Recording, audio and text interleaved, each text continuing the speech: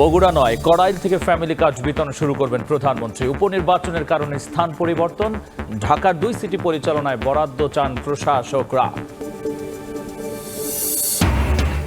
জুলাই সনদ বাস্তবায়ন আদেশ ও গণভোট অধ্যাদেশ কেন অবৈধ নয় জানতে চান হাইকোর্ট। সংবিধান সংস্কার পরিষদের শপথের বৈধতা নিয়ে রুল পাল্টাপাল্টি অভিযোগ। এবং বাবার সঙ্গে বিরোধের জেরে শিশু কন্যাকে ধর্ষণ চেষ্টা, গলা কাটার পর মৃত ভেবে ফেলে যায় পার্কে, 2 দিন পর হাসপাতালে মৃত্যু। চট্টগ্রামের ঘটনায় অভিযুক্ত গ্রেফতার। ইসরায়েলের উত্তরাঞ্চলের রামাত ডেভিড বিমান ঘাঁটি লক্ষ্য করে ড্রোন হামলা চালানোর দাবি করেছে হিজবুল্লাহ। তবে ইসরায়েলি সামরিক বাহিনী বলেছে লেবানন থেকে ছোড়া অন্তত 2টি ড্রোন ভূপাতিত করেছে তারা। এদিকে লেবাননে মার্কিন দূতাবাস বন্ধ ঘোষণা করা হয়েছে। স্থানীয় সময় মঙ্গলবার সকাল থেকে লেবাননের দক্ষিণাঞ্চলে একের পর এক বিমান হামলা চালায় ইসরায়েল। লক্ষ্যবস্তু ছিল হিজবুল্লাহ নিয়ন্ত্রিত টেলিভিশন চ্যানেল আল মানারের কার্যালয়। হামলার পরও বিকল্প স্থান থেকে সম্প্রচার চালু রাখা হয়েছে বলে জানা গেছে। একই সঙ্গে ইসরায়েলি বাহিনীর দাবি, বৈরুতে পৃথক হামলায় তারা প্যালেস্টাইনিয়ান ইসলামিক জিহাদের কমান্ডার আদম আদনান আল ওথমানকে হত্যা করেছে। ইসরায়েলের দাবি, তিনি দীর্ঘদিন ধরে হামলার পরিকল্পনা, সদস্য নিয়োগ ও অস্ত্র সংগ্রহের দায়িত্বে ছিলেন। অন্যদিকে হিজবুল্লাহ শীর্ষ গোয়েন্দা প্রধানকে হত্যার দাবি করলেও এ বিষয়ে এখনও কিছু জানায়নি সংগঠনটি। এর আগে এদিন ভোরে ইসরায়েলের উত্তরাঞ্চলের রামাত ডেভিড বিমান ঘাঁটি লক্ষ্য করে এক ঝাঁক ড্রোন পাঠানোর কথা জানায় হিজবুল্লাহ। তাদের দাবি, ঘাঁটির রাডার সাইট ও নিয়ন্ত্রণ কক্ষ ছিল হামলার মূল লক্ষ্য। লেবাননের বিভিন্ন এলাকায় ইসরায়েলের প্রাণঘাতী হামলার প্রতিশোধ হিসেবে এই অভিযান চালানো হয়েছে বলে জানায় সংগঠনটি। তবে ইসরায়েলি সামরিক বাহিনী বলেছে লেবানন থেকে ছোড়া অন্তত 2টি ড্রোন ভূপাতিত করেছে তারা। এদিকে সামাজিক যোগাযোগ মাধ্যম এক্সে দেয়া পোস্টে ইসরায়েলি সেনাবাহিনীর আরবি মুখপাত্র আভিচে আদ্রে লেবাননের দক্ষিণাঞ্চলের অন্তত 59টি এলাকার বাসিন্দাদের অবিলম্বে সরে যাওয়ার নির্দেশ দেন। তার দাবি, এসব এলাকায় হিজবুল্লাহর কার্যক্রম চলছে। লেবাননের প্রধানমন্ত্রী নওয়াজ সালাম জরুরি বৈঠক ডেকে হিজবুল্লাহর সামরিক কর্মকাণ্ড নিষিদ্ধ ঘোষণা করেছেন এবং অস্ত্র সমর্পণের আহ্বান জানিয়েছেন। সাদিয়া তাসনিম, সময় সংবাদ। হরমুজ প্রণালী বন্ধ ঘোষণা ও সৌদি কাতারের জ্বালানি স্থাপনায় হামলার পর বিশ্ববাজারে বাড়ছে তেল গ্যাসের দাম। তবে দেশে বর্তমানে যে পরিমাণ মজুদ আছে তাতে জ্বালানি তেলের দাম বাড়ার কোনো শঙ্কা নেই বলে জানিয়েছে বাংলাদেশ পেট্রোলিয়াম কর্পোরেশন বিপিসি। মধ্যপ্রাচ্যের যুদ্ধ পরিস্থিতি বিবেচনায় বিকল্প বাজার খোঁজার বিষয়টিও ভাবনায় রাখার কথা বলছে সংস্থাটি। আর জ্বালানি মন্ত্রী বলছেন, বৈশ্বিক সংকট বাড়লে সেই প্রভাব পড়তে পারে দেশেও। মধ্যপ্রাচ্যে চলমান সংঘাতে এরই মধ্যে বন্ধ হয়ে গেছে বিশ্ব জ্বালানি সরবরাহের লাইফলাইন খ্যাত হরমুজ প্রণালী। জ্বালানি খাতে প্রায় 100% আমদানি নির্ভর বাংলাদেশে এর প্রভাব কেমন হতে পারে সেই হিসাব নিকাশ করছেন নীতি নির্ধারকরা। বাংলাদেশ পেট্রোলিয়াম কর্পোরেশন বিপিসি বলছে, দেশে বর্তমানে মজুত আছে 1,36,000 মেট্রিক টন জ্বালানি তেল। এর মধ্যে ডিজেল আছে 14 দিনের, মজুত থাকা অকটেন চলবে 28 দিন, পেট্রোল আছে 15 দিনের, ফার্নেস অয়েল 3 মাস আর জেট ফুয়েল মজুত আছে 55 দিনের। সময় সংবাদকে বিপিসি চেয়ারম্যান জানিয়েছেন, আপাতত শঙ্কা না থাকলেও জ্বালানি পণ্যের বিকল্প উৎস খোঁজার বিষয়টিও ভাবনায় রেখেছেন তারা। দাম বাড়ার বিষয়টা এখানে কমই প্রযোজ্য। এই জন্য যে আমাদের প্ল্যাটস রেট যেটা, সেখানকার রেটের সাথে আমাদের শুধু প্রিমিয়াম যোগ হয়। প্রতি 6 মাস অন্তর অন্তর আমরা এটা ফিক্সড করি, যেরকম January to June, July to December. সিঙ্গাপুরে তাদের স্টোরেজ আছে বা অন্য কোনো ডেলিভারি পোর্টে থাকে, এরকম থাকে। তো এই ক্ষেত্রে স্পটে যাওয়াটাই বুদ্ধিমানের কাজ, কারণ চেষ্টা করতে তো সমস্যা কোথায়। আগাম ব্যবস্থা হিসেবে বিপিসি আগামী 2 মাসের আমদানির আদেশ সংক্রান্ত কাজ শেষ করেছে বলেও জানান রেজানুর রহমান। মার্চে যে আমাদের 14 থেকে 15টা কনসাইনমেন্ট বা কার্গো বলেন বা জাহাজ বলেন, সবগুলোর এলসি আমরা দিয়ে ফেলেছি। এখানে আমাদের একটা অ্যাডভান্টেজ আছে।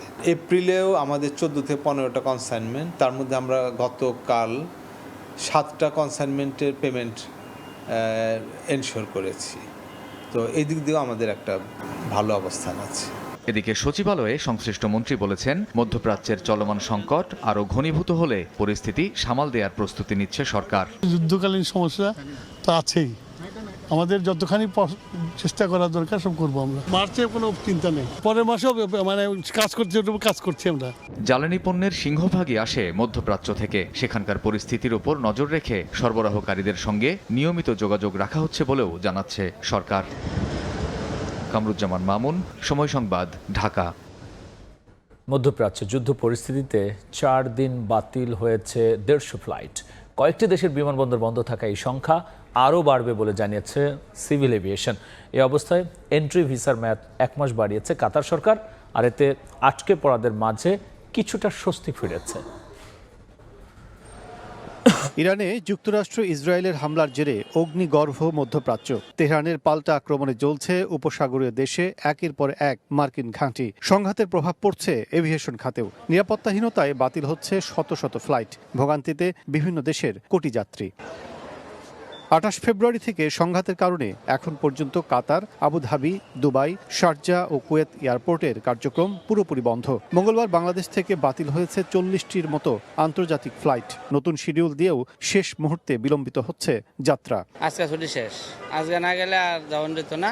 ছুটি বাড়ায় নতুন করে পরে যেতে হবে। এখনো স্পেস খালি আসতেছে, এখনো পেন্ডিং হয়তো বা আসলে জানি না এখন কি ভিতর থেকে বলতেছে ক্যান্সেল।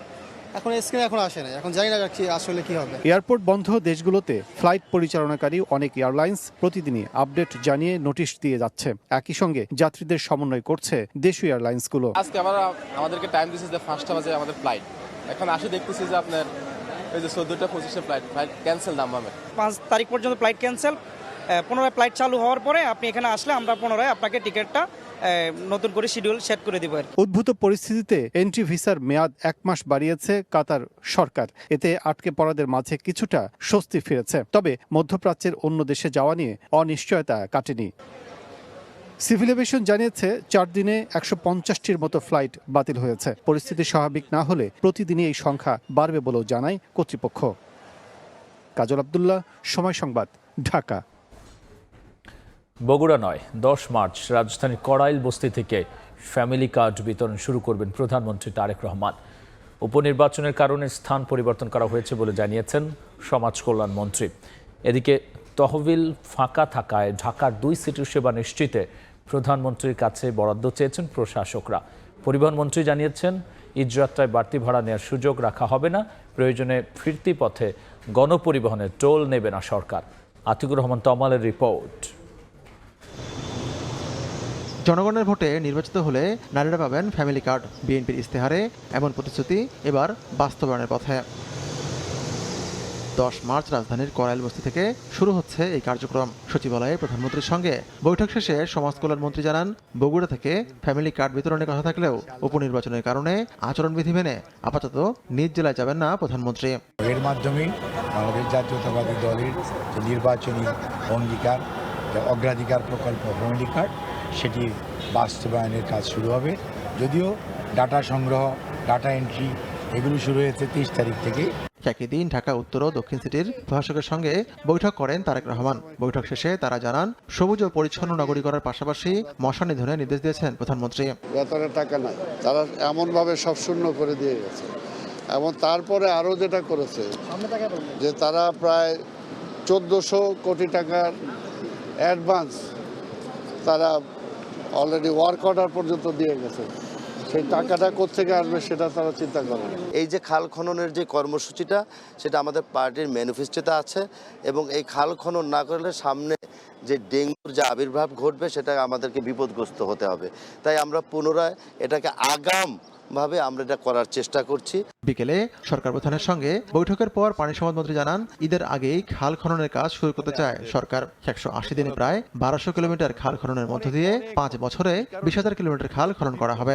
দিনাজপুরে একটা খাল খননের মধ্য দিয়ে ওনার এই কর্মসূচি শুরু হবে, এবং এট এ টাইম আমাদের বিভিন্ন জেলায় যারা সংসদ সদস্যবৃন্দ রয়েছেন, মাননীয় মন্ত্রী মহোদয়রা রয়েছেন, সবাই মিলে আমরা সবাই স্বতঃস্ফূর্তভাবে এই কর্মসূচির উদ্বোধন করব ইনশাআল্লাহ। যেদিকে ঈদে বাড়ি ফেরা কোটি মানুষের যাত্রা নির্বিঘ্ন করতে বাড়তি ভাড়ার বিরুদ্ধে কঠোর হুঁশিয়ারি দিয়েছেন পরিবহন মন্ত্রী। এবার তাদেরকে ভাড়া নির্দিষ্ট হারে নিতেই হবে, যে ভাড়া আছে অঙ্গীকার না, শুধু এটা বাস্তবায়ন করা হবে। তারা যেটা বলেছে, একটা দাবি আমাদের কাছে করেছে যে বাসটা যখন খালি আসতে চায় বা আসতে হয়, তাদেরকে সেতু যখন ক্রস করতে হয় টোলটা ফ্রি করে দেওয়া যায় কিনা, এতটুকু দাবি তাদের আছে।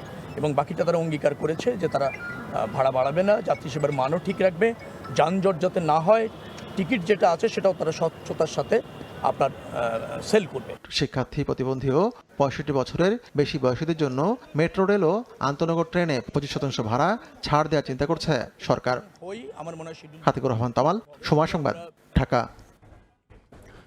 জাতিসংঘ সাধারণ পরিষদের 81তম অধিবেশনের সভাপতি পদে নির্বাচনে বাংলাদেশকে সমর্থন দিয়েছে আলজেরিয়া। সমর্থনের বিষয়টি গুরুত্বের সঙ্গে বিবেচনা করছে যুক্তরাজ্য। বর্তমান সরকারকে সর্বোচ্চ সহযোগিতা দেওয়ার আশ্বাস দিয়েছে ভারত ও যুক্তরাষ্ট্র। এছাড়াও পুলিশ পুনর্গঠনে জাপানের সহযোগিতা চেয়েছেন স্বরাষ্ট্রমন্ত্রী। বিভিন্ন মন্ত্রী প্রতিমন্ত্রীর সঙ্গে সৌজন্য সাক্ষাৎ করেছেন দেশগুলোর কূটনীতিকরা। নতুন সরকারের মন্ত্রীদের সঙ্গে সৌজন্য সাক্ষাতে ব্যস্ত বিভিন্ন দেশের রাষ্ট্রদূতরা। মঙ্গলবার পররাষ্ট্রমন্ত্রী ডক্টর খলিলুর রহমানের সঙ্গে সৌজন্য সাক্ষাৎ করেন British high commissioner Sara Cook. 2026-27 মেয়াদে জাতিসংঘের 81তম অধিবেশনের সভাপতিত্বে বাংলাদেশের প্রার্থিতার প্রতি সমর্থন কামনা করেন খলিলুর রহমান। হাই কমিশনার ঢাকার প্রার্থিতাকে যথাযথ গুরুত্ব সহকারে বিবেচনা করার আশ্বাস দেন। এর আগে সারা কুক পররাষ্ট্র প্রতিমন্ত্রী শামা ওবায়দ ইসলামের সঙ্গেও সৌজন্য সাক্ষাৎ করেন। We discussed strengthening cooperation across a whole range of different areas in support of our shared priorities, including economic growth, migration, security, climate change and also the Rohingya. এদিকে জাতিসংঘ সাধারণ পরিষদের সভাপতি পদে প্রার্থী হিসেবে পররাষ্ট্রমন্ত্রী ডক্টর খলিলুর রহমানকে সমর্থন জানিয়েছে আলজেরিয়া। মঙ্গলবার তেজগাঁয়ে প্রধানমন্ত্রীর কার্যালয়ে প্রধানমন্ত্রীর পররাষ্ট্র উপদেষ্টা হুমায়ুন কবিরের সঙ্গে সৌজন্য সাক্ষাৎ করে সমর্থনের কথা জানান দেশটির রাষ্ট্রদূত আবদেল ওয়াহাব সাইদানি। এদিকে মঙ্গলবার দুপুরে সচিবালয়ে স্থানীয় সরকার মন্ত্রী মির্জা ফখরুল ইসলাম আলমগীর এবং মুক্তিযুদ্ধ বিষয়ক মন্ত্রী হাফিজউদ্দিন আহমেদের সঙ্গে সৌজন্য সাক্ষাৎ করেন ঢাকায় নিযুক্ত ভারতীয় হাই কমিশনার প্রণয় ভার্মা। পরে গণমাধ্যমে জানান স্থানীয় সরকার ও পারস্পরিক সম্পর্ক উন্নয়ন এবং সহযোগিতায় ঢাকা দিল্লি একসঙ্গে কাজ করবে। We are now looking at close engagement between our two governments. And that we look forward to working together to advance our people-centric cooperation in all domains. সকালে সচিবালয়ে স্বরাষ্ট্রমন্ত্রী সালাউদ্দিন আহমেদের সঙ্গে সাক্ষাৎ করেন ঢাকায় নিযুক্ত জাপানের রাষ্ট্রদূত সাইদা সিনইচি। এ সময় পুলিশ পুনর্গঠনে জাপানের সহযোগিতা চান স্বরাষ্ট্রমন্ত্রী। অবকাঠামোগত উন্নয়নে জাপানের অব্যাহত সহযোগিতার আশ্বাস দিয়ে বাংলাদেশে অবস্থানরত জাপানি নাগরিকদের নিরাপত্তা বাড়ানোর অনুরোধ জানান রাষ্ট্রদূত। একই দিন সচিবালয়ে আইনমন্ত্রী মোহাম্মদ আসাদুজ্জামান আসাদ, বেসামরিক বিমান পরিবহন ও পর্যটন মন্ত্রী আফরোজা খানম রিতা এবং প্রতিমন্ত্রী এম রশিদুজ্জামান মিল্লাত এবং কৃষি, মৎস্য ও প্রাণী সম্পদ মন্ত্রীর সঙ্গে সৌজন্য সাক্ষাৎ করেন মার্কিন রাষ্ট্রদূত ব্রেন টি ক্রিস্টেনসেন। এ সময় ঢাকা ওয়াশিংটন দ্বিপাক্ষিক সম্পর্ক আরও জোরদার ও সরকারকে সর্বোচ্চ সহযোগিতার আশ্বাস দেন মার্কিন রাষ্ট্রদূত। শাতিলা শারমিন, সময় সংবাদ, ঢাকা।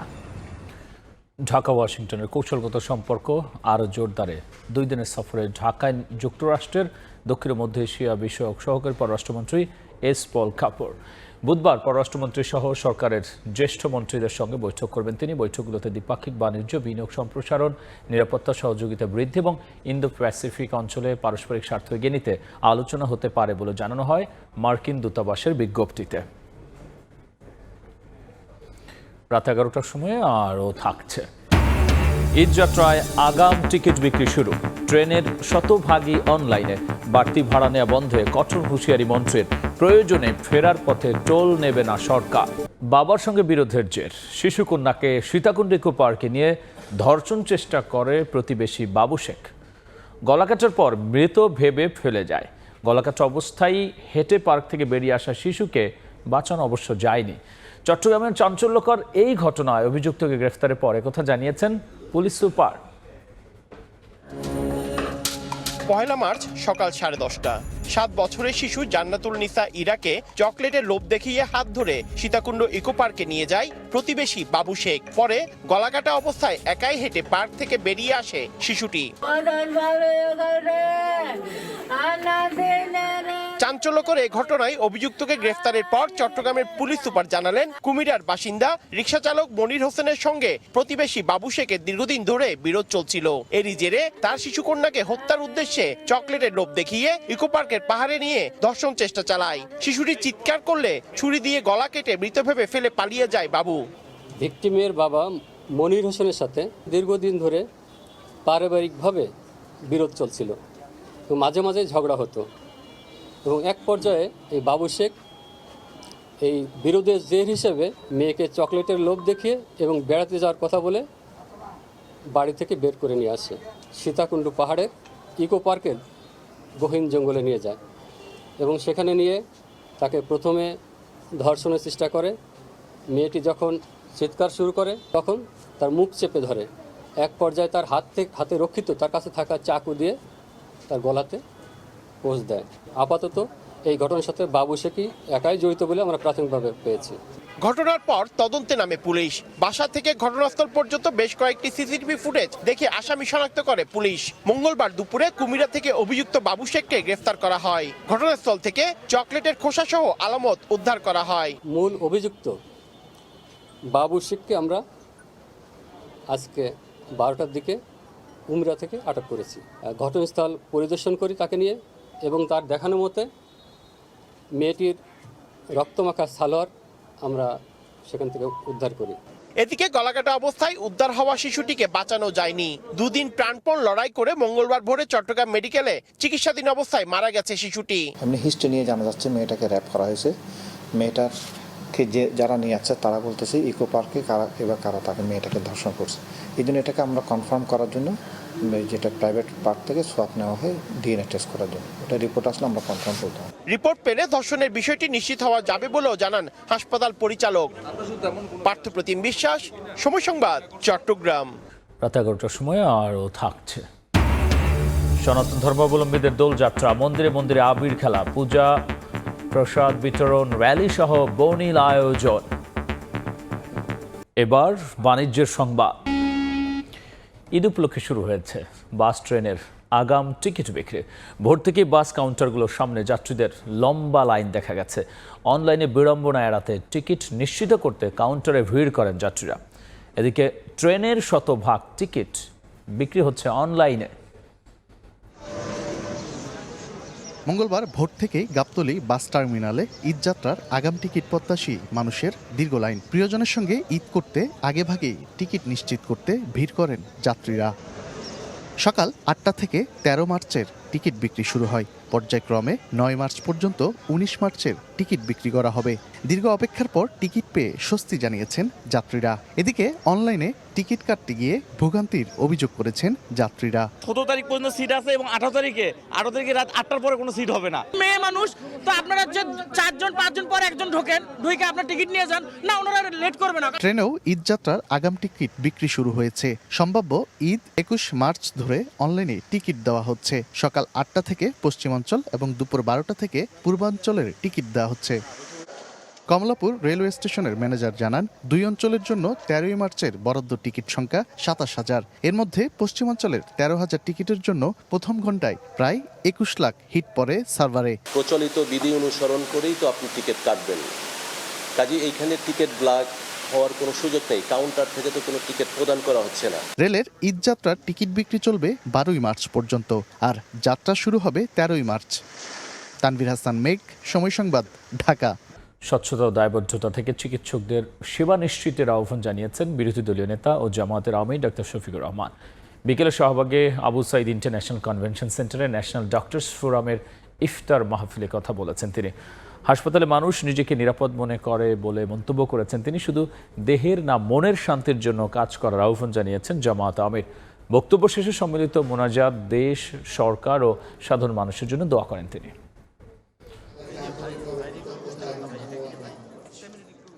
স্বচ্ছতা, বিবেকবোধ, দায়বোধ এবং দরদ নিয়েই যদি আমরা মানুষের প্রতি চিকিৎসার হারটা বাড়িয়ে দিই, আল্লাহ তাআলা দুনিয়ায়ও আমাদেরকে সম্মানিত করবেন, আখিরাতেও সম্মানিত করবেন।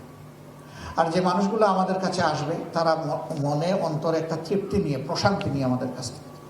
দলীয় নাকি সাধারণ প্রতীক স্থানীয় নির্বাচন হবে সে বিষয়ে সংসদের প্রথম অধিবেশনে চূড়ান্ত সিদ্ধান্তের পরই সিটি নির্বাচন হবে বলে জানিয়েছেন এলজিআরডি প্রতিমন্ত্রী মীর শাহে আলম। সিলেটে এক অনুষ্ঠানে অংশ নিয়ে তিনি একথা বলেন। অন্তর্বর্তীকালীন সরকার একটি অধ্যাদেশ জারি করে ইউনিয়ন পরিষদ, উপজেলা পরিষদ, পৌরসভা, জেলা পরিষদ এবং সিটি কর্পোরেশনের নির্বাচনগুলোতে দলীয় বা জাতীয় প্রতীক ব্যবহার না হয়, সাধারণ প্রতীকে নির্বাচন হয়, এই ব্যাপারে একটা অধ্যাদেশ তারা জারি করেছেন। সকল অধ্যাদেশগুলি আগামী 12 তারিখে ত্রয়োদশ জাতীয় সংসদের প্রথম অধিবেশনে উপস্থাপন হবে। পার্লামেন্ট কোন অধ্যাদেশগুলো গ্রহণ করবে বা কোনটি করবেন না, এটা ওই দিন সিদ্ধান্ত হবে। সনাতন ধর্মাবলম্বীদের দোলযাত্রা। দেশের বিভিন্ন মন্দিরে হয়েছে আবির খেলা। একে অপরকে রং মাখিয়ে উৎসবে মাতেন সব বয়সী মানুষ।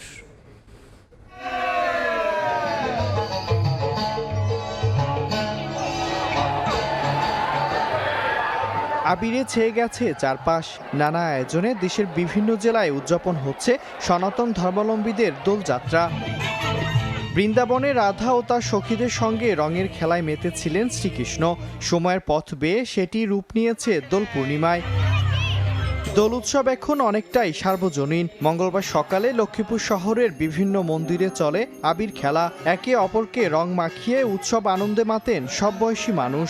রাধাকৃষ্ণের প্রতিমায় পুজো দিয়ে ঢাক ঢোলের বাজনায় উৎসবে মাতেন নারায়ণগঞ্জবাসীও। নেচে গিয়ে নানা রঙের সংমিশ্রণে উৎসবটি হয়ে ওঠে আনন্দময়।